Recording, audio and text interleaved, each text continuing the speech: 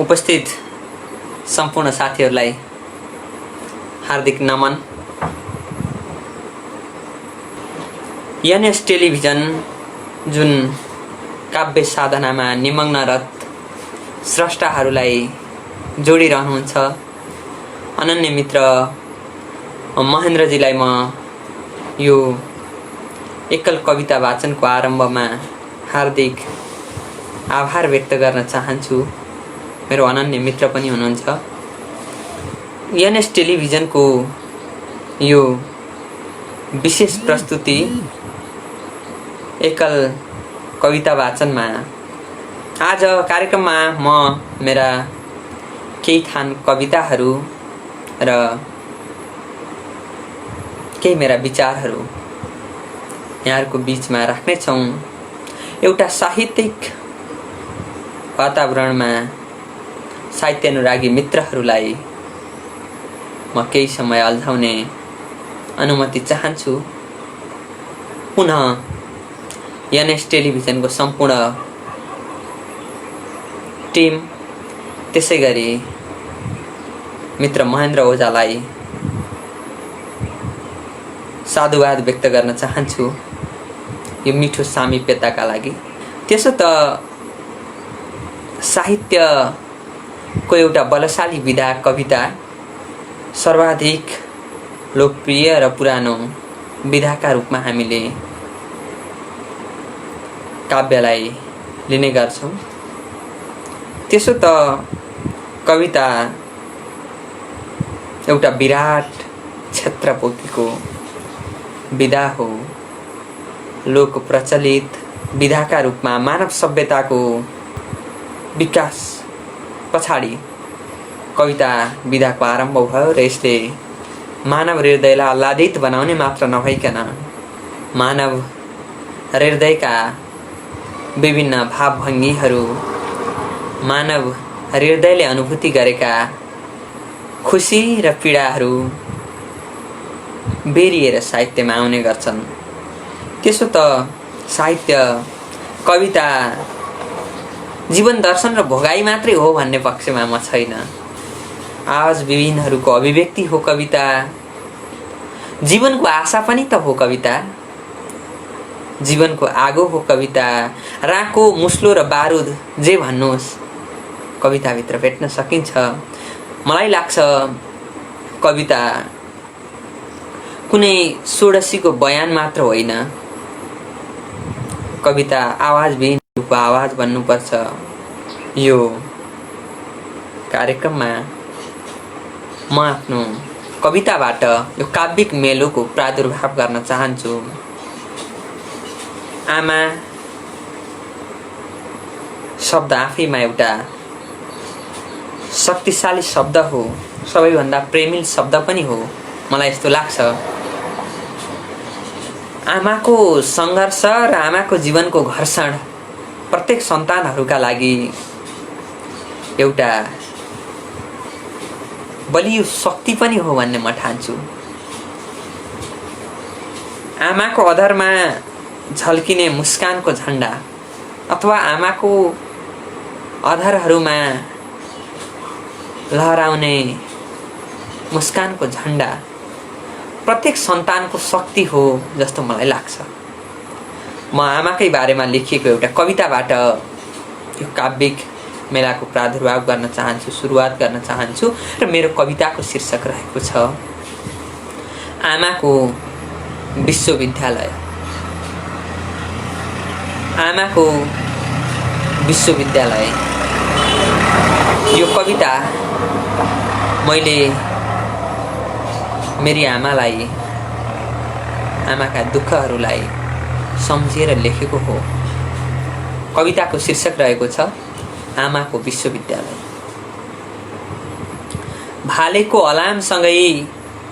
भालेको अलामसँगै उठेर सखारै खड्गरी भान्सा दैला ठेलो मजेरी आँगन र कौसी बाँडेर आफैलाई डुलाएर पोतो बोकेर नम्लो बाँधेर पटुकी हालेर कटमेरा मकैका दाना सुसेल्दै जिन्दगीको बेमेल गाना झिसमिसीमै पुग्ने गर्छिन् आमा जङ्गलको प्रवेशद्वार। जङ्गल जङ्गल जुन आमाको पाठशाला हो, आमाकी सहेली हो, मनको सातपत्रेमा बेरिएका दुःखहरूको मलम पनि हो जङ्गल। मेरी आमाबाट सिकेको हो, मेरी आमाबाट सिकेको हो, समयले रोकिँदै नरोकिने गति। वनफुलले सिकेको हो, दुःखमा पनि मुस्कुराउने कला। भैँडाँडो आरने ढुङ्गा उल्टेको भिर, राजवृक्ष देउराली असिलो गौडो, बोकेर आफ्नै जिन्दगी झैँ भीमकाए दर्जनौं भारी। नापिरहन् भोको पेट, फाटेका पैतालाले बाटो। बैंस बुढेस र बालापन सबै गरेर जङ्गलमै समर्पित। जोगिँदै जोवनका सिखारीहरूसँग, जोगिँदै जोवनका सिखारीहरूसँग लगाइन् सीमाको जङ्गे पिल्लरसँग पिरती। ठेला उठेका हत्केलाले समाएर करौतिर आँसी, काटेर समय जस्तै अप्ठ्यारा दाउरा बुट्यान र झाडी। छिमोल्दै बनाएर बाटो,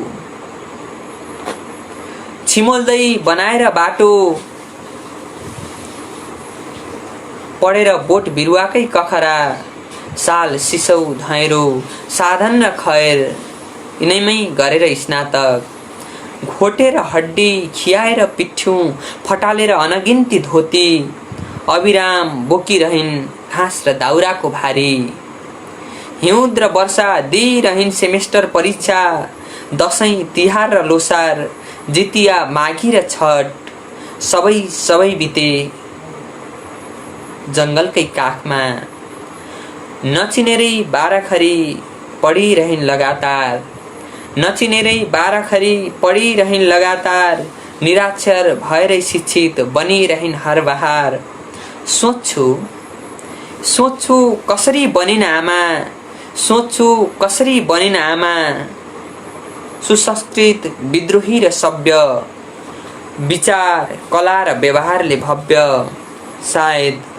सायद जङ्गल र जङ्गल जस्तै दुःखहरूको महाआख्यान थियो। सायद जङ्गल र जङ्गल जस्तै दुःखहरूको महाआख्यान थियो। आमाको विश्वविद्यालय, आमाको विश्वविद्यालय। धन्यवाद। यो कविता राखेँ मैले यहाँहरूको बीचमा। सुभाष खनाल शुभकामना कविताहरू सुन्ने अपेक्षामा छु भन्नुभएको छ। देवराज तिवारी सुन्दैछौँ भन्दै हुनुहुन्छ। सुभाष खनाल सुन्दै भन्नुहुन्छ। भावना सापकोटा शुभकामना छ भन्नुहुन्छ। यहाँहरू सबै प्रिय मनहरूलाई म हार्दिक धन्यवाद ज्ञापन गर्दछु। मैले भर्खर मात्र आमाको विश्वविद्यालय शीर्षकको कविता यहाँहरूको बीचमा राखेँ। मैले भनिसकेको छु, आमा शब्द आफैमा सर्वाधिक कर्णप्रिय शब्द हो, प्रेमिल शब्द हो। आमाको आँचल संसारको सबैभन्दा सुरक्षित सुरम्य स्थल हो। यो हामी सबैले महसुस गरेको कुरा हो। मेरी आमा निराक्षर हुनुहुन्थ्यो र पनि सुसंस्कृत र विद्रोही शिक्षित हुनुहुन्थ्यो भन्ने कुरा मैले कवितामा राखेको थिएँ। यहाँहरूलाई कस्तो लाग्यो? यस पछाडि म यहाँहरूलाई अर्को एउटा कविता सुनाउँछु, जुन कविता मैले आजभन्दा 2-3 वर्ष अगाडि लेखेको कविता हो र यो कविताको एकजना अत्यन्तै कर्मशील सर्वहारा सुकुम्बासी जे भनौँ अत्यन्तै मेहनती पात्र हुनुहुन्छ। नै पात्र जेना भन्ने एउटा आदिवासी थारू समुदायको पात्रलाई टिपेर मैले यो कविता लेखेको छु। उनका दुःखहरू, उनका सङ्घर्षहरू र अहिलेको परिवेश यिनै विषयवस्तुहरू समेट्न खोजेको छ कविताले। म कविताका बारेमा धेरै कुरा बोल्नुभन्दा पनि मेरा कविताहरूले नै धेरै कुरा बोलुन् भन्ने पनि चाहन्छु। यहाँहरूका बीचमा म यो कविता राख्ने अनुमति चाहे। कविताको शीर्षक रहेको छ जेना दाई। जेना दाई। ए जेना दाई, कति चलाउँछौ आफ्नै हड्डीहरू जोडेर बनाएको मेसिन झैँ मालिकको गाडा। ए जेना दाई, कति चलाउँछौ आफ्नै हड्डीहरू जोडेर बनाएको मेसिन झैँ मालिकको गाडा।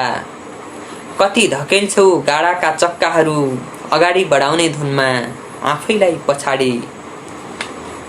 कति भिजाउँछौ मालिकको बारीलाई आफ्नो पसिनाले। कति भिजाउँछौ मालिकको बारीलाई आफ्नो पसिनाले। जब आउँदैन भने त्यसको खुस्बु तिम्रो बबीको ओठसम्म। कति तान्छौ आफ्नै जिन्दगी तानिरहे झैँ लाग्ने गाडाको सनातन ब्रेक। कति तान्छौ आफ्नै जिन्दगी तानिरहे झैँ लाग्ने गाडाको सनातन ब्रेक। पाडाको ढाडमा सुम्ला उठाएर कति बढाउँछौ गाडाको गियर। चुनावको बेला पार्टी प्रवेश गराउने कार्यक्रममा मात्र भन्यो उद्घोषकले तिम्रो पुरा नाम। चुनावको बेला पार्टी प्रवेश गराउने कार्यक्रममा मात्र भन्यो उद्घोषकले तिम्रो पुरा नाम। जेनारायण महतो र जेना दाई। र जेना दाई, तिम्रा कानले सुने जीवनकै सर्वाधिक कर्णप्रिय आवाज।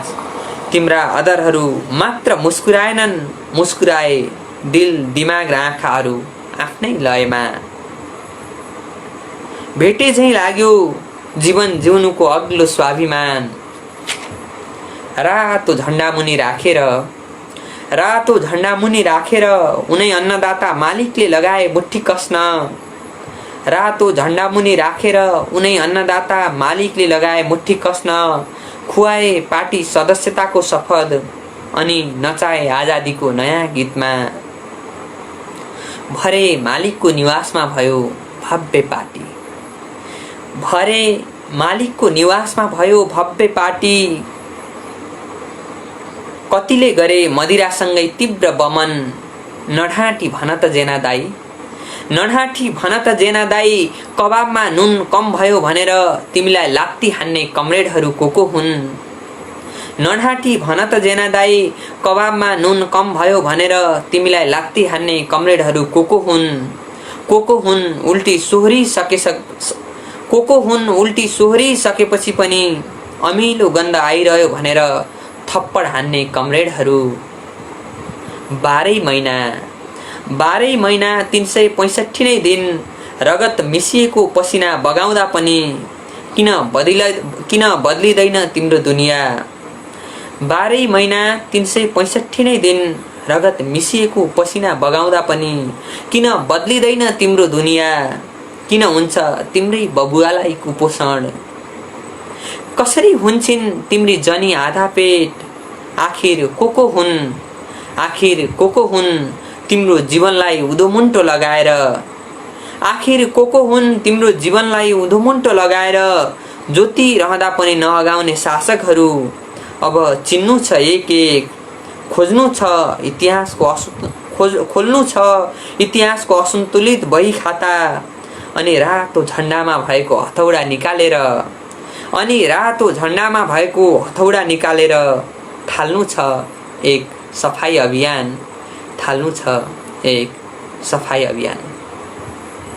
धन्यवाद। जेना दाई शीर्षकको कविता यहाँहरूको बीचमा राखेँ। भवानी पराजुलीले सुन्दैछु भनेर भनिरहनु भएको छ। देवराज तिवारी राम्रो लाग्यो लेख्नुहुन्छ। त्यसै गरी मेरो आदरणीय अग्रज कवि प्रिय कवि विपिनजीका सशक्त कविता प्रस्तुतिको निम्ति हार्दिक बधाई छ भन्नुभएको छ। हार्दिक धन्यवाद छ पुरुषोत्तम आचार्य दाजु। वर्तमान समयको बलशाली प्रगतिशील छन्द कविका रूपमा दाजु सधैँ हाम्रो बिचमा एउटा अग्रज व्यक्तित्व हुनुहुन्छ। हीरा लामा भन्यो पुरा नाम भन्नुभएको छ।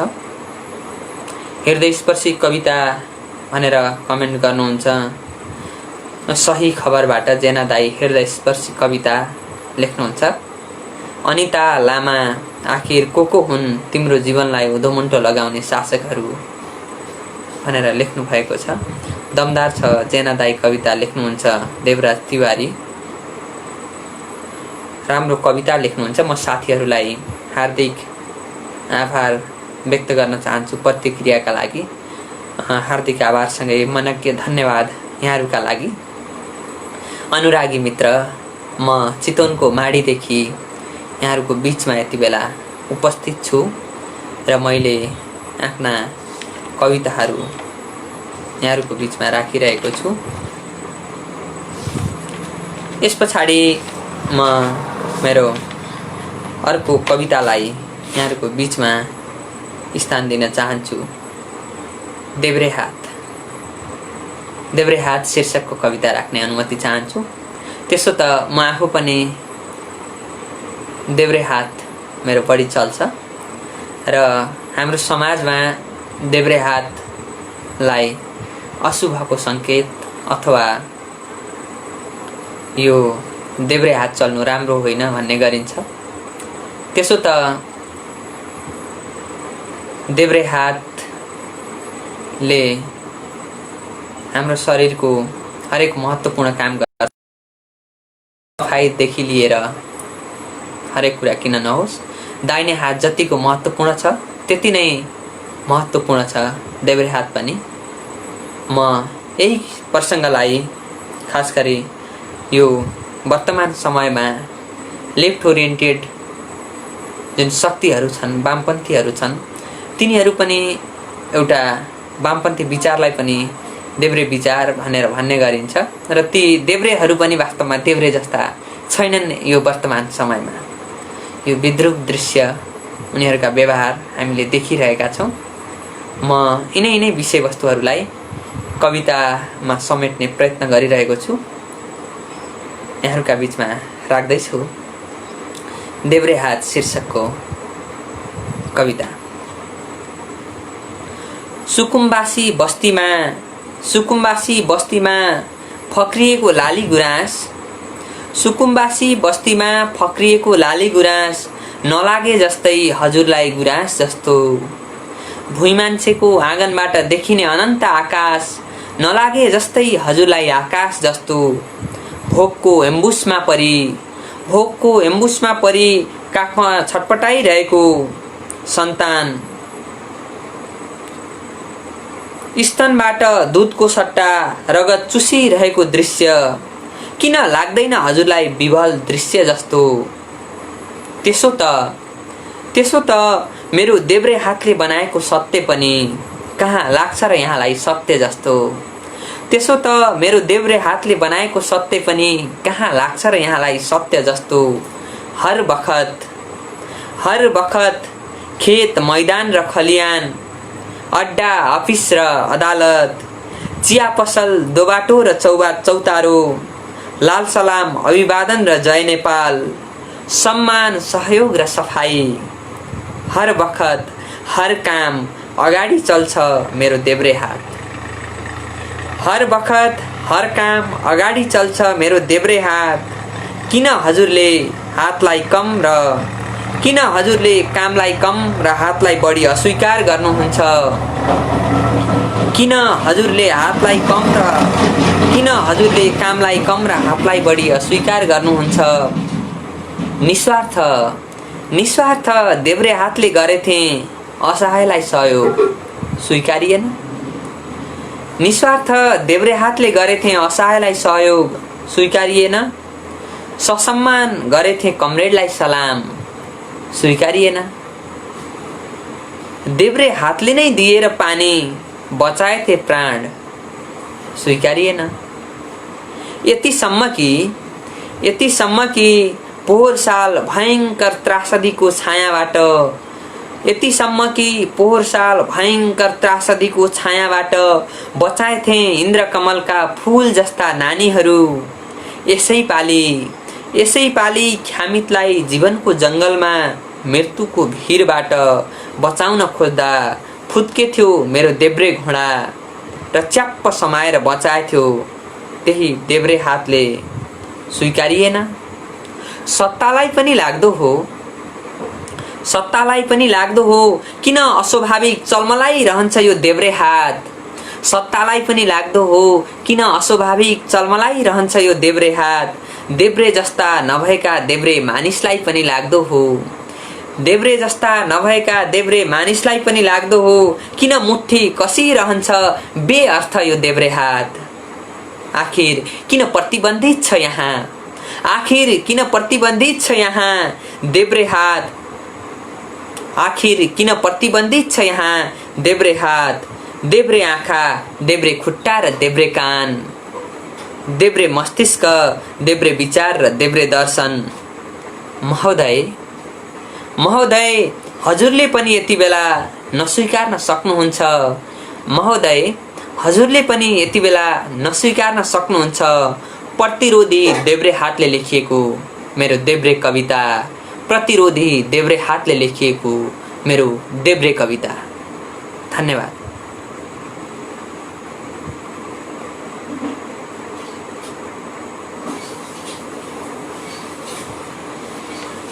मैले भर्खरै देब्रे हात शीर्षकको कवितालाई यहाँहरूका बीचमा राखेँ।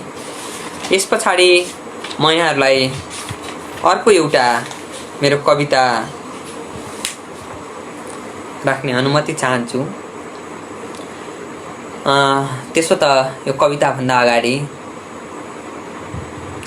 थकित नायक हाम्रो यो कार्यक्रम हेरेर कविता सुनेर नमस्कार लेख्नुहुन्छ, उत्कृष्ट कविता तथा वाचन लेख्नुहुन्छ प्रहलाद चापागाई।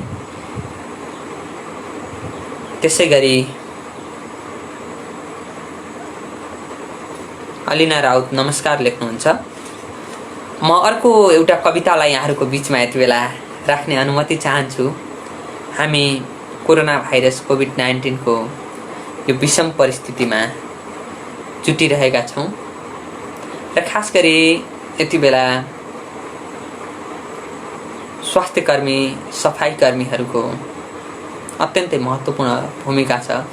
त्यसो त एउटा स्वास्थ्यकर्मीको जति भूमिका छ त्योभन्दा कयौं गुणा बढी भूमिका सफाइकर्मीको पनि छ। हामीले स्वास्थ्यकर्मी भन्दै गर्दा, डाक्टरहरू भन्दै गर्दा एउटा झाडु लगाउने, पोछा लगाउने र सरसफाइको काम गर्ने आदरणीय सफाइकर्मीहरू, श्रमिकहरूलाई नबिर्सौँ। उहाँहरू सबैलाई मेरो नमन छ। त्यसो त हामी यो गाउँले भरिएको देश हो। गाउँको सुन्दरता, गाउँको मिठास, गाउँको आफ्नोपनाले नै हामीलाई महान बनाएको छ। म तिनै गाउँहरूमा श्रम गर्ने, तिनै गाउँहरूमा गाउँका मानिसहरूलाई दुःख बिमार पर्दा आड भरोसा दिने, भरथेक गर्ने, प्राथमिक उपचार गर्ने तिनै गाउँका स्वास्थ्यकर्मीहरू, ती स्वयंसेविकादेखि सबैलाई यो कविता समर्पित गर्न चाहन्छु। यो अलि मैले 2 वर्ष जति अगाडि लेखेको कविता हो। कविताको शीर्षक रहेको छ गाउँको डाक्टर। गाउँको डाक्टर यति बेला समग्र स्वास्थ्यकर्मीहरूलाई समर्पित गर्न चाहन्छु। निशाको अँध्यारो चिर्दै बत्तीको प्रकाश मुनि खेलिरहेछ एक बालक। निशाको अँध्यारो चिर्दै बत्तीको प्रकाश मुनि खेलिरहेछ एक बालक। आमाको प्रेमी लाँचल, बाबुको जुन जस्तै छहारी, वात्सल्यको इन्द्रेणी बनाउँदै बचपनका रङहरूको मिठो कोलाज। खेलिरहेछ एक बालक। अकस्मात बनाएर भयभीत, बाँधेर दाँत छोडेर होस, निकालेर र्यालै र्यालको नदी बनेपछि मुटुको टुक्रा नै अचेत सम्झिए उनीहरूले गाउँको डाक्टर। गाउँको डाक्टर जसरी सम्झन्छन् अँधेरी रातमा यात्रीहरूले जुन, जसरी पुकार्छन् धर्मभीरुहरूले अन्तिम ताडनामा ईश्वर, र जसरी निस्कन्छ अप्ठ्यारोमा आमा भन्ने शब्द, ठिक त्यसै गरी सम्झिए उनीहरूले गाउँको डाक्टर। गाउँको डाक्टर, गाउँको डाक्टर जसले थपिदिएको थियो दमको ओखतीसँगै कैयौँ आमाहरूको जीवनको म्याद, जसले थपिदिएको थियो रक्तचापको ओखतीसँगै बाबुहरूको मुटुको चाल, अनि गरिब बिरामीको जीवनमा जिउनुको सुवास थपिदिएको थियो र थपिदिएको थियो जिन्दगीको रङ। थपिदिएको थियो बाला अबला बिरामीका आफन्तमा निप्दै ननिम्ने आशाको दीप। पुरानो भटपटेमा दौडदा दौडदै, पुरानो भटपटेमा दौडदा दौडदै आफ्नै जिन्दगी थोत्रो बनेको ऊ। प्रत्येक दिन बाँच्छ नयाँ जीवन, छर्छ बिरामीलाई प्रेमिल मुस्कान, पस्कन्छ हिमालयको उचाइ झै आत्मीय व्यवहार। थाहा छैन उसले किन्यो किनेन सहरमा घडेरी, चाख्यो चाखेन विदेशी मदिरा, र नाच्यो नाचेन सोडसीहरूसँग लट्ठिएर बारमा। अनाम गाउँको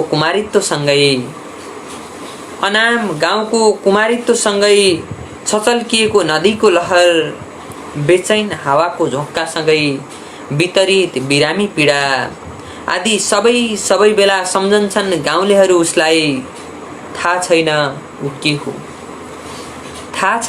ऊ के हो, चाहे सिएमए अहेब एचए स्टाफ नर्स वा जे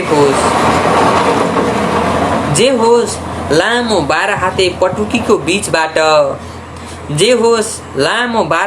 पटुकीको बीचबाट निकालेर सानो थैली, खोलेर थैलीको मुख, खाएर ओखतीकै चक्की, बोकेर ठुलो विश्वास, चढाएर दिलको सम्मान, भन्ने गर्छन्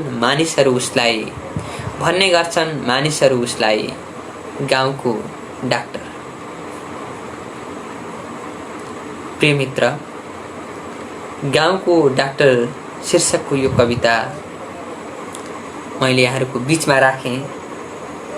केही समय अगाडि मैले रचना गरेको यो कविता थियो। यस पछाडि म मेरो अर्को एउटा कवितालाई यहाँहरूका बीचमा राख्ने अनुमति चाहन्छु। मेरो कविताको शीर्षक रहेको छ गिद्धे नजर। यो कविता भन्दा अगाडि भर्खरै हाम्रो आदरणीय गुरु निमेश निखिलले शुभकामना विपिन भाइ भन्नुभएको छ। म दाजुलाई हार्दिक नमन गर्न चाहन्छु र धन्यवाद टक्राउन चाहन्छु।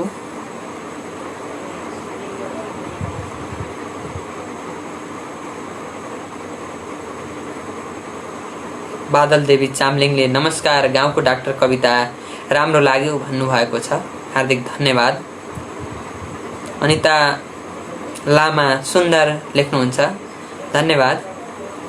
निमेश निखिल सुन्दर कविता भाइ भन्नुभएको छ, म पुनः हार्दिक आभार व्यक्त गर्न चाहन्छु।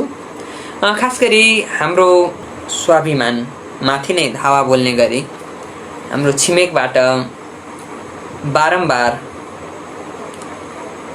नेपाली भूमिमा, नेपाली माटोमा गिद्धे नजर लगाउने काम गरिएको छ र यो सर्वथा सबै नेपालीहरूले एकै आवाजमा यसको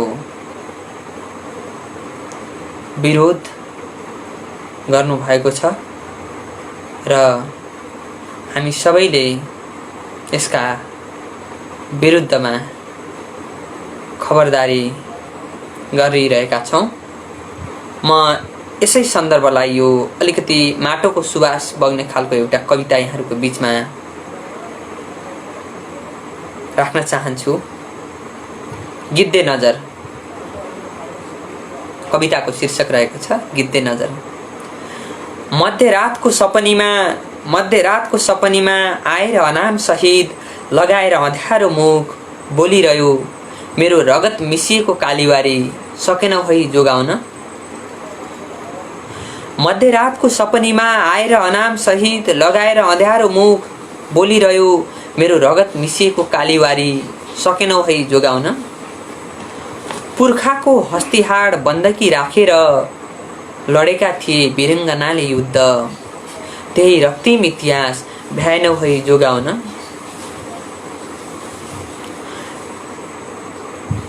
लड्दा लड्दै काला पानीमा शहीद भयो नथुराम चमार। लड्दा लड्दै काला पानीमा शहीद भयो नथुराम चमार। अभिजित लडिरहन् नथुनी भाउजू गोर्खे खुकुरी ढुङ्गे मिसाइल खागे बम र भरुवा बन्दुक यिनै शस्त्रास्त्रले ठडिएको सग्लो स्वाभिमानमा यति बेला यति बेला धूर्त ब्वाँसो गरिरहेछ झेल खेलिरहेछ कुटिल खेल। ऊ जाल हालिरहन्छ चाल चालिरहन्छ चारो फालिरहन्छ। को हो सिनो खाइरहने गीत गाइरहने उतै धाइरहने। लिपुलेक लिम्पिया धुरामा बहिरहेछ नेपाली सुवास कालीमा बगेको हाम्रो पसिना र रगत साँची राख्दै। कालीमा बगेको हाम्रो पसिना र रगत साँची राख्दै चुडाएर अदृश्य जन्जिर भत्काएर नक्कली पर्खाल फेर्नु छ दासत्वको धुलो टाँसिएको सत्ताको दोषी चस्मा। फेर्नु छ दासत्वको धुलो टाँसिएको सत्ताको दोषी चस्मा। खानु छ स्वाभिमानको आधी पेट रोटी खेप्नु छ दुःखहरूको महाकाव्य र प्रमाणित गर्नु छ कहिल्यै नमेटिने रगतको सीमा रेखा कोरेर र भन्नु छ गिद्धे नजर लगाउनेहरूलाई यो माटो हाम्रो हो, यो माटो हाम्रो हो। धन्यवाद। मैले गिद्धे नजर शीर्षकको कविता यहाँहरूको बीचमा राखेँ। यति बेला यो सुन्दर कार्यक्रमका सहयात्री बन्नुभएका सम्पूर्ण साहित्य अनुरागी मनहरूमा म पुनः धन्यवाद दिन चाहन्छु र यति बेला यो कार्यक्रम हेर्दै आफ्ना प्रतिक्रिया पनि साथीहरूले व्यक्त गरिरहनु भएको छ।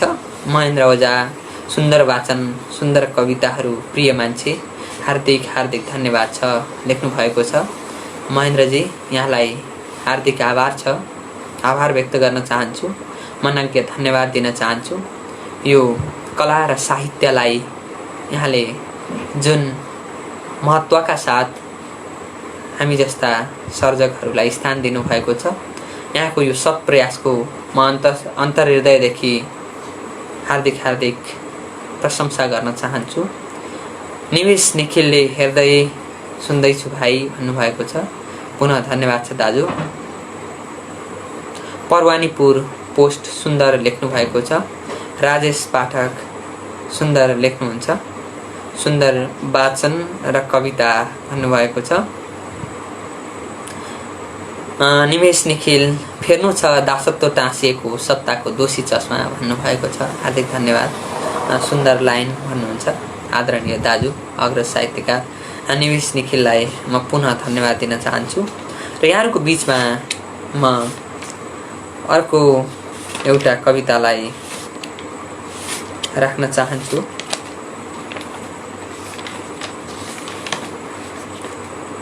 त्यसो त म धेरै कुराहरू यहाँहरूको बीचमा भन्नुभन्दा पनि मेरा रचनाहरूले नै केही कुरा बोलुन् भन्ने चाहन्छु। नेपालमा वास्तवमा तपाईँ हामीलाई थाहा नै छ यो लामो राजनीतिक परिवर्तन पछाडि यसरी यति बेला प्रगतिशील भनिएका मान्छेहरू, आफूलाई वामपन्थी बताउने मान्छेहरूले शासन सत्ताको बागडोर समातिरहेका छन्। तर पनि जनताका कहरहरू, जनताका व्यथाहरू, पिँधमा परेका मान्छेका दुःखहरू र ती दुःखको आयतन झन् बढिरहेको छ, घटेको छैन। सुशासनको अनुभूति हामीले गर्न पाइरहेका छैनौँ। थुप्रै खालका व्यथितिले बाँधिएका छौँ हामी र ती जन्जिरहरू चुडिरहेका छैनन्। खास गरी यो देशमा 10 वर्ष जनयुद्ध भयो र त्यो जनयुद्धले एक खालको चेतनाको स्तरमा व्यापक परिवर्तन ल्यायो र जागरणको एउटा अर्को युद्ध पनि त्यसले सुरु गर्यो। त्यही सन्दर्भमा जनयुद्ध दिवस भनेर मनाउने गरिन्छ फागुनमा, फागुन 1 गते। र त्यही सन्दर्भमा एकजना व्यक्तिसँग, एकजना पात्रसँग मेरो भेट भयो जो अत्यन्तै पीडित हुनुहुन्थ्यो र तिनै पीडित एकजना महिला प्रति म उहाँको दुःखले भाव विभोर भएर लेखेको कविता हो यो। म यहाँहरूको बिचमा राख्ने अनुमति चाहन्छु। कविताको शीर्षक रहेको छ म टीका बोट। म टीका बोट। पुरुषोत्तम आचार्यले भर्खरै मात्र मैले वाचन गरेको गिद्धे नजर शीर्षकको कवितालाई राष्ट्रप्रेम र राष्ट्रभावले ओतप्रोत मार्मिक र सुन्दर कविता भनेर प्रतिक्रिया दिनुभएको छ। धन्यवाद आदरणीय दाजु। यस पछाडि म टीका बोट शीर्षकको कविता यहाँहरूको बिचमा राख्ने अनुमति चाहन्छु। तिम्रो 21औं शताब्दीमा अभावको भवसागरबाट उठाएर शिर चलाएर अधरहरू घुरमैलो समयसँग गरेर सङ्घर्ष परिचयहीन बोकेर परिचयकै खोट भत्काएर अदृश्य पर्खालहरू बोल्दैछु म टीका बोट। तिम्रो 21औं शताब्दीमा अभावको भवसागरबाट उठाएर शिर चलाएर अधरहरू घुरमैलो समयसँग गरेर सङ्घर्ष परिचयहीन बोकेर परिचयकै खोट भत्काएर अदृश्य पर्खालहरू छु म टीका बोट। समयको जाँतोमा पिनिँदै 2 बोतल रक्सीमा साटिएँ, लगाएँ 13 वर्षमा सिन्दुर, ठोकिँदै चट्टानहरूमा लडेँ घनघोर अँध्यारोसँग, भिरेर जडौरी कपडा खाएर खोले सहेर श्रीमानको विस्फोटक पिटाई, बगाइरहेँ आँसुको नदी, हुर्काएँ 3 सन्तान, सही रहे भीमकाए चोट, रपौँ बने अर्धमृत म टीका बोट। नागरिकता विहीन भएपछि खुवाएन चुनावमा कसैले भोज, बुझेँ मासु भातको अर्थ राजनीति, भोको पेटमा सुने भोजनको वर्णन, थाहा पाएँ के रहेछ भोट, रपो बने उजाडिएको एक वृक्ष म टीका बोट। सारङ्गी जस्तै लाग्ने सन्तानको पेट भए नै भएको ताण्डव लिएर आउने जाडो, उद्रिएको छानोमा एक तमास आकाशको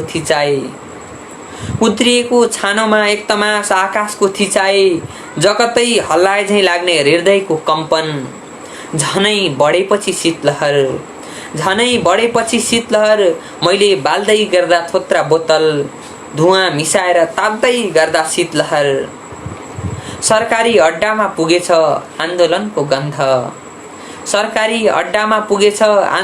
गन्ध, लागेछ विस्फोट र विद्रोहको तयारी, देखाएर यसरी नियतमा खोट, शीतलहर ताप्दैछु म टीका बोट। भोकको एम्बुसमा परी जानै लागेपछि छोराछोरीको ज्यान। भोकको एम्बुसमा परी जानै लागेपछि छोराछोरीको ज्यान। जीवनको कलाले जन्माइदियो आशा र खुडामा पर्यो मेरो ध्यान। अस्थिपञ्जर बाङ्गिने गरी गरिरहे काम। अस्थिपञ्जर बाङ्गिने गरी गरिरहे काम। को हो हामीलाई नदिने माम। को हुन् सल्काउन नदिने आगो। को हुन् सल्काउन नदिने आगो। अब बालेर आफैलाई जलाउने छु सारा विभेदका जङ्गलहरू। अब बालेर आफैलाई जलाउने छु सारा विभेदका जङ्गलहरू। फाल्ने छु दलनका नीलडामहरू। भत्काउने छु अन्याय र शोषणले निर्मित महलहरू। अनि रम्ने छन् मेरा बच्चाहरू। अनि रम्ने छन् मेरा बच्चाहरू। भीषण डडेलोले जन्माएका समान बिरुवाहरू झैं यो माटोमा। अनि रम्ने छन् मेरा बच्चाहरू। भीषण डडेलोले जन्माएका समान बिरुवाहरू झैं यो माटोमा। आजादीको नयाँ जीवन तब बाँच्ने छन् मेरा सन्तानहरू।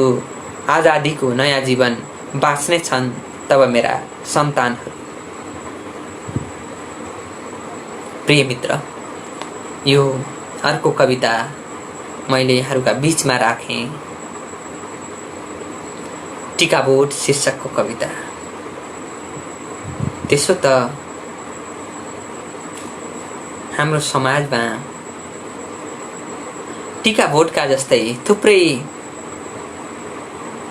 अलिखित र बाहिर नआएका व्यथाहरू छन्, दुःखहरू छन्, अल्झनहरू छन्। यो कविता पछाडि म अर्को एउटा कवितालाई स्थान दिन चाहन्छु। यो कविताको पृष्ठभूमिका बारेमा मैले अलिकति कुरा यहाँहरूका बीचमा राख्ने अनुमति चाहन्छु। खास गरी मध्य वर्षातमा चितवन जिल्लाको माडी र यो माडीको पनि अत्यन्तै विकट जङ्गल भित्रको एउटा बस्ती कुसुम खोला, जहाँ चितवन राष्ट्रिय निकुञ्ज प्रशासनले गएर आगो झोस्ने काम गर्यो र ती बस्तीहरू उजाडिए। कुनै पनि सहारा नभएका ती चेपाङ बस्तीहरू मात्र उजाडिएनन्, भित्राउन तयारी गरिएका बालीहरू, भित्राउन भरिभरि भएका मकैहरू समेत हात्ती लगाएर सोत्तर पार्ने काम गरियो। घरहरू भत्काइयो। त्यहाँका ती चेपाङहरूलाई कुटपिट समेतको हरकत चितवन राष्ट्रिय निकुञ्ज प्रशासनले गर्यो र यो चीज राष्ट्रव्यापी रूपमा कुसुम खोला काण्डका नामले फैलियो। चेपाङ बस्तीमा लागेको त्यो आगोले मानवतावादी तपाईँ हामी सम्पूर्णका हृदयहरू जलायो। त्यहाँको बस्ती मात्र होइन, राष्ट्रिय टेलिभिजनहरूले पनि यो विषयलाई समाहित गरे र त्यो अन्यायका विरुद्धमा मुखर हिसाबले आवाजहरू बुलन्द गरे। व्यापक दबाव पछाडि तपाईँ हाम्रै प्रगतिशील सरकारले र त्यसको पनि वन मन्त्रीज्यूले अत्यन्तै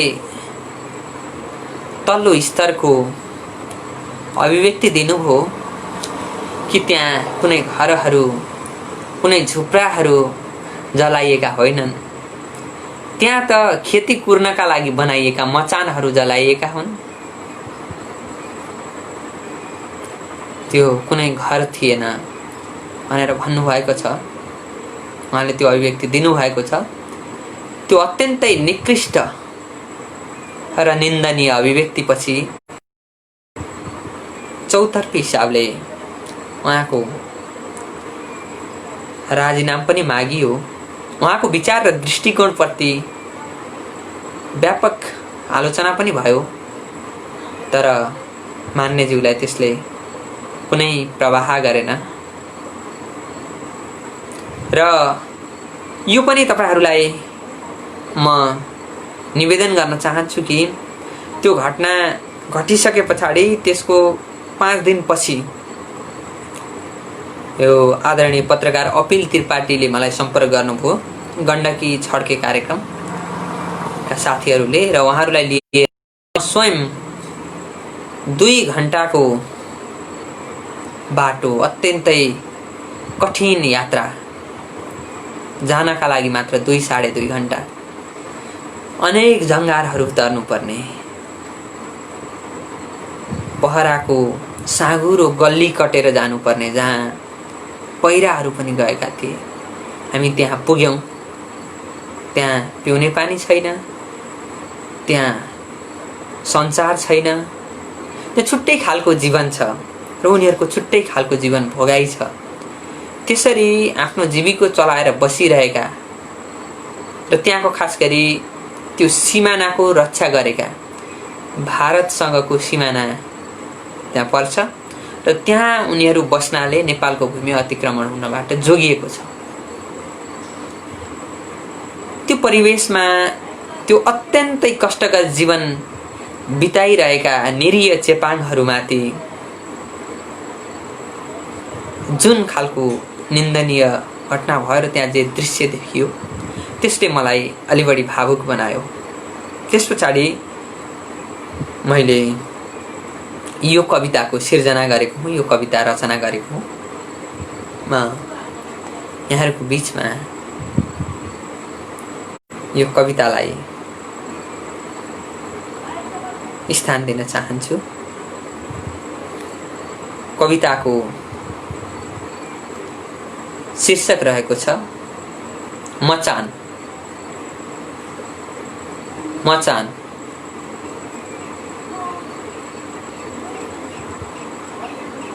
आफ्नै आँखाको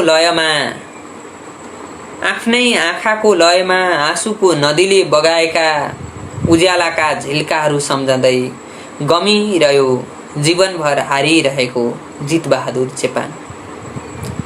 आफ्नै आँखाको लयमा आँसुको नदीले बगाएका उज्यालाका झिल्काहरू सम्झँदै गमिरह्यो जीवनभर हारिरहेको जितबहादुर चेपाङ।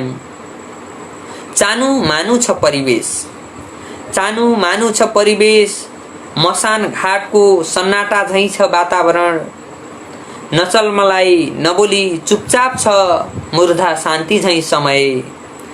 नचल मलाई नबोली चुपचाप छ मुर्धा शान्ति झैं समय।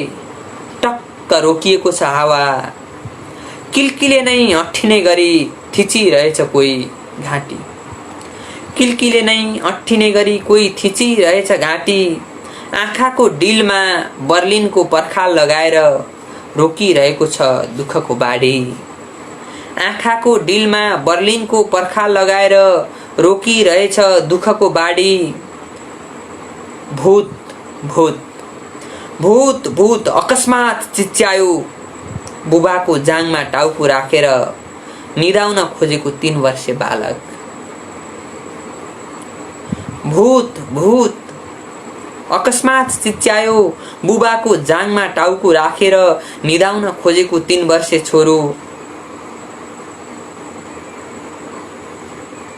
आच्याले किन कराउँछ केटो झर्किन्छ जिते। ठूलो रुखमुनि आफ्नै हस्तिहाड बाले झैं, ठूलो रुखमुनि आफ्नै हस्तिहाड बाले झैं लाग्ने झिझा दाउरा बाल्दै गरेकी दिलसरा कराउँछे। जुन दिनदेखि लगाए हाम्रो घरमा आगो, जुन दिनदेखि लगाए हाम्रो घरमा आगो, मुटु भाले झैं हात्तीले भत्का एक एक खामो, 70 पारे भित्र्याउँदो फसल, देख्यो तिमीलाई बुटले हानेको, देख्यो तिमीलाई बुटले हानेको, र तिम्रो आँसु र रगत चुहिएको अनुहार, सुन्यो उनीहरूको चिच्याहाट। त्यही दिनदेखि भूत भूत भनी चिच्याउँछ रात पर्नासाथ, बरबराई रहन्छ निन्द्रामा र गरिरहन्छ ऐठन। त्यही दिनदेखि भूत भूत भनी चिच्याउँछ रात पर्नासाथ, बरबराई रहन्छ निन्द्रामा र गरिरहन्छ ऐठन। जितबहादुर सम्झन्छ त्यो दिन, जितबहादुर सम्झन्छ त्यो दिन, जुन दिन खरानी बन्यो ताजमहल भन्दा सुन्दर, व्हाइट हाउस भन्दा विशाल उसको झुपडी। जितबहादुर सम्झन्छ त्यो दिन, जुन दिन खरानी बन्यो ताजमहल भन्दा सुन्दर, व्हाइट हाउस भन्दा विशाल उसको झुपडी। जल्यो सारा सम्पत्ति, निर्घात कुटियो सरकारी वर्दीबाट, सपनाहरू क्षणभरमै। र जितबहादुर सम्झन्छ त्यो दिन पनि, र जितबहादुर सम्झन्छ त्यो दिन पनि, जुन दिन क्रान्तिकारी आवाजको भूकम्पले हल्लिएर, र जितबहादुर सम्झन्छ त्यो दिन पनि, जुन दिन क्रान्तिकारी आवाजको भूकम्पले हल्लिएर लागेको थियो आन्दोलनको अग्र पंक्तिमा, लागेको थियो आन्दोलनको अग्र पंक्तिमा, बोकेको थियो मसाल, सजाएको थियो आफ्नै गाउँमा मुक्तिको नारा लेख्ने सपना। उनै कमरेडलाई सम्झिएको थियो मुक्तिदाता, पुगेको थियो बेलगाम कल्पनाको अनन्त आकाशमा। र यति बेला ऊ भोको पेट बोकेर खरानी पसेको छ शहर राजधानी र मन्त्रालय। र यति बेला ऊ भोको पेट बोकेर खरानी पसेको छ शहर राजधानी र मन्त्रालय। पेश गरेको छ आफ्ना आँखाहरूलाई बनाएर घटनाको साबुत दसी। देखाएको छ बेदखल हिँडिरहेका अपराधी, देखाएको छ बेदखल हिँडिरहेका अपराधी। मागेको छ बाँच्ने आशाले जीवनको भिक्षा, मागेको छ बाँच्ने आशाले जीवनको भिक्षा। ठिक त्यसै बखत हुर्याइदियो कसैले खरानी, लत्ताइदियो सारा प्रमाण। ठिक त्यसै बखत हुर्याइदियो कसैले खरानी, लत्याइदियो सारा प्रमाण। र कुल्चिदियो वक्र दृष्टिले न्यायको याचना। अनि चट्टानी आवाजमा चर्किएर भन्यो, जलेको होइन त्यहाँ कुनै महल, न हो घर आवास र झुप्रो, जलाएको हो मात्र एउटा मचान। अनि चट्टानी आवाजमा चर्किएर भन्यो, जलेको होइन त्यहाँ कुनै महल, न हो घर आवास र झुप्रो, जलाएको हो मात्र एउटा मचान। निचोरिएर निस्कियो जीवनको कुरुक्षेत्रमा पुनः हारेको जिते चेपाङ। निचोरिएर निस्कियो जीवनको कुरुक्षेत्रमा पुनः हारेको जिते चेपाङ। उसले जान्दैन आन्दोलन र सत्ता एउटै होइन भन्ने कुरा। उसले जान्दैन आन्दोलन र सत्ता एउटै होइन भन्ने कुरा। उसले जान्दैन नायकहरू खलनायकमा फेरिँदैछन् भन्ने कुरा। उसले जान्दैन नायकहरू खलनायकमा फेरिन्छन् भन्ने कुरा। उसले जान्दैन विद्रोहीहरू हनुमानमा फेरिन्छन् भन्ने कुरा। उसले जान्दैन विद्रोहीहरू हनुमानमा फेरिन्छन् भन्ने कुरा। उसले जान्दैन योद्धाहरू शोषक बन्छन् भन्ने कुरा।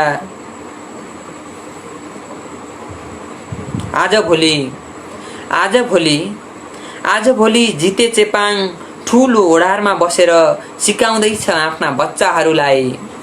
आजभोलि जिते चेपाङ ठुलो ओढारमा बसेर सिकाउँदैछ आफ्ना बच्चाहरूलाई सङ्घर्ष स र विद्रोही बको नयाँ कखरा। आजभोलि जिते चेपाङ ठुलो ओढारमा बसेर सिकाउँदैछ आफ्ना बच्चाहरूलाई सङ्घर्ष स र विद्रोही बको नयाँ कखरा। पोथ्रा ठिक छ यहाँ थोरै लाइन गएकोले समस्या भयो र म पुनः जोडिसकेको छु। मेरो मलाई आदरणीय मित्रले दिनुभएको निर्धारित समय पनि सकिसकेको छ। निवेश निखिल फेर्नु छ। त्यसै गरी निवेश दाइले पुनः सुन्दर लाइन कमेन्ट गर्नुभएको छ। त्यसै गरी पुरुषोत्तम आचार्य राष्ट्रप्रेमले ओतप्रोत कविता भन्नुहुन्छ र मैले सरसर्ती यहाँहरूलाई यो मचान शीर्षकको कविता सुनाएँ र म चाहन्छु यही कविताबाट र जनताका झुक्री झुपडीहरूलाई मचान देख्ने दृष्टिकोणहरू र नजरहरूमा बदलाव आउन्। हामी कविहरू यही चाहन्छौँ र मैले आफ्ना केही कविताहरू राखेँ र मलाई दिएको समय पनि सकिसकेको छ। यतिन्जेलसम्म यहाँहरूको यो सुन्दर साथका लागि म आभार व्यक्त गर्न चाहन्छु। यो माटो हाम्रो हो, माटोको प्रेमले लेखिएको गिद्धे नजर मिठो लाग्यो भन्नुहुन्छ अनिता लामा। म हार्दिक धन्यवाद दिन्छु। त्यस्तै राष्ट्रप्रेम उहाँ जिते चेपाङ भन्नुहुन्छ आदरणीय दाजु पुरुषोत्तम आचार्य। भावपूर्ण मार्मिक लेख्नुहुन्छ दीपकजी। म यो एकल कविता वाचनको आजको श्रृङ्खलामा कविता वाचनको क्रमलाई यहीँनेर रोक्न चाहन्छु। मैले मेरा कविताहरू यहाँहरूको बिचमा राखेँ। म खास गरी गजल पनि लेख्छु अर्को कुनै श्रृङ्खलामा अथवा अन्य कुनै भेटमा कार्यक्रममा म मेरा गजलहरू यहाँलाई राख्नेछु। आज मैले कविता मात्र यहाँहरूलाई सुनाएँ। यो अत्यन्तै अमूल्य समय यहाँहरूले मेरा लागि खर्चिनु हो। मसँग कुनै त्यस्ता शब्दावलीहरू छैनन् यहाँहरूलाई धन्यवाद दिने। यो व्यस्तताको बीचबाट जुन समय यहाँहरूले उपलब्ध गराउनु भयो, म यहाँहरू सम्पूर्णलाई हार्दिक आभारसँगै मनज्ञ धन्यवाद व्यक्त गर्न चाहन्छु। हृदयको अन्तस्करणदेखि आभार व्यक्त गर्न चाहन्छु र खास गरी यो एनएस टेलिभिजन र मेरा अनन्य मित्र महेन्द्र ओझाजीलाई म हार्दिक साधुवाद व्यक्त गर्न चाहन्छु। यहाँको यो देदीप्यमान मुहार म सम्झिरहनेछु र मेरा कविताहरूमा भएका कमी कमजोरीहरू त्रुटिहरू यहाँहरूले मलाई आफ्नै एउटा अनन्य मित्रका रूपमा प्रदान गर्नुहुनेछ, प्रेषित गर्नुहुनेछ भन्ने पनि अपेक्षा राख्न चाहन्छु र यहाँहरू सम्पूर्णलाई यो काव्यिक माहौलबाट यो साहित्य साधनामा निमग्नरत यहाँहरू सम्पूर्णको महत्त्वपूर्ण समयका लागि आभार व्यक्त गर्दै म पुनः यो मेलोबाट छुट्टिने अनुमति चाहन्छु र पुनः यहाँहरूलाई हार्दिक आभार व्यक्त गर्दै म विपिन पाठक बिदा हुने अनुमति चाहन्छु। नमस्कार, अभिवादन। साहित्य र स्रष्टाको सम्मान गरौँ। धन्यवाद।